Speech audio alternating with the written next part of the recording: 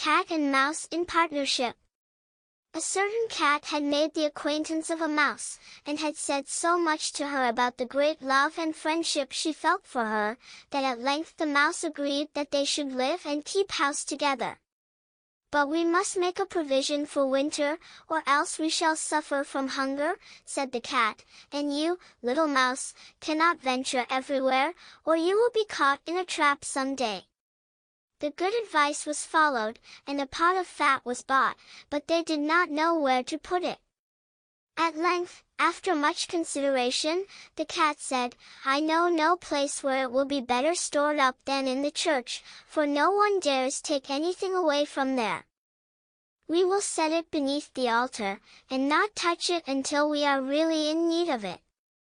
So the pot was placed in safety, but it was not long before the cat had a great yearning for it, and said to the mouse, "I want to tell you something, little mouse. My cousin has brought a little son into the world, and has asked me to be godmother. He is white with brown spots, and I am to hold him over the font at the christening. Let me go out today, and you look after the house by yourself." "Yes, yes," answered the mouse, "by all means go, and if you get anything very good to eat, think of me. I should like a drop of sweet red christening wine myself." All this, however, was untrue. The cat had no cousin, and had not been asked to be godmother.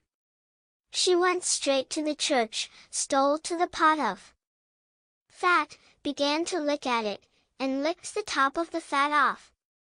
Then she took a walk upon the roofs of the town, looked out for opportunities, and then stretched herself in the sun, and licked her lips whenever she thought of the pot of fat, and not until it was evening did she return home. "Well, here you are again," said the mouse, "no doubt you have had a merry day." "All went off well," answered the cat. "What name did they give the child?" "Top off," said the cat quite coolly. "Top off," cried the mouse, "that is a very odd and uncommon name. Is it a usual one in your family?" "What does that matter?" said the cat. "It is no worse than Crumbstealer, as your godchildren are called." Before long the cat was seized by another fit of yearning. She said to the mouse, "You must do me a favor, and once more manage the house for a day alone.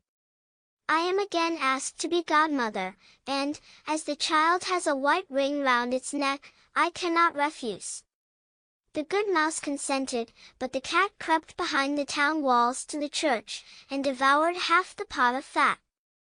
"Nothing ever seems so good as what one keeps to oneself," said she, and was quite satisfied with her day's work.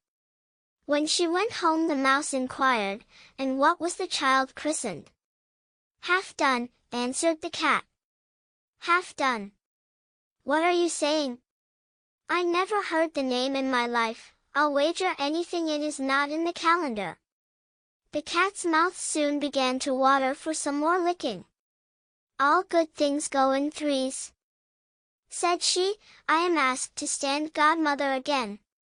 The child is quite black, only it has white paws, but with that exception, it has not a single white hair on its whole body. This only happens once every few years. You will let me go, won't you?"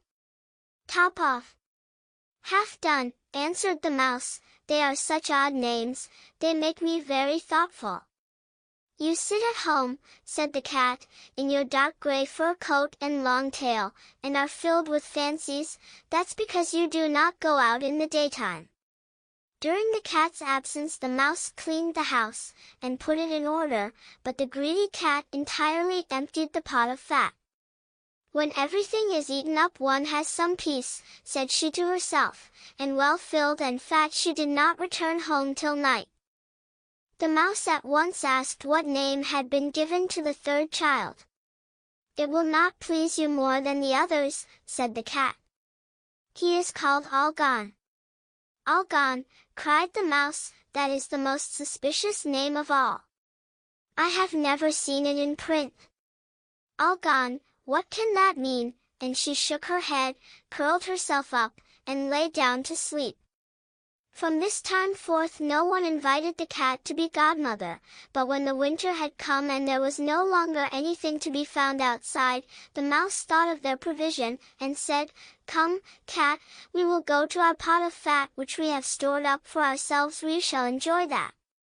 "Yes," answered the cat, "you will enjoy it as much as you would enjoy sticking that dainty tongue of yours out of the window."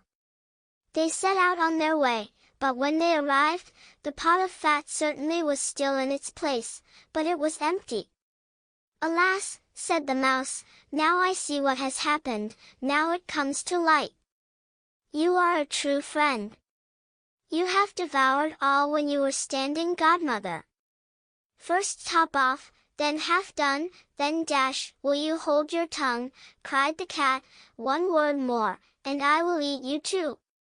"All gone" was already on the poor mouse's lips. Scarcely had she spoken it before the cat sprang on her, seized her, and swallowed her down. Verily, that is the way of the world.